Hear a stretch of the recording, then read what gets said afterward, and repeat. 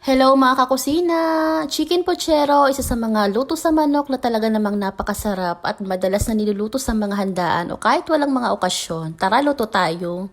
Ano nga ba yung mga sangkap o gulay na kakailanganin natin dito? Gagamit lang tayo dito ng pechay, repolyo, bagyo pechay, patatas, carrots, sibuyas, at bawang. Igamit din tayo dito mga kusina ng saging na saba kasi hindi makukumpleto ang ating puchero pagka walang saging na saba para sa akin. Gagamit din tayo dito ng tomato sauce, tomato paste, at isang can na pork and beans. Ito naman ay optional lang, pwede din na tayo maglagay. Nahugasan ko na nga itong ating mga manok mga kusina tapos ayan, imamarinate ko lang ito saglit sa patis, kaunting paprika at pamintang powder. Din tansya-tansya lang yung paglalagay ko at haluin lang natin ito. Rest lang natin for 10 minutes tapos pwede na tayo mag-isa.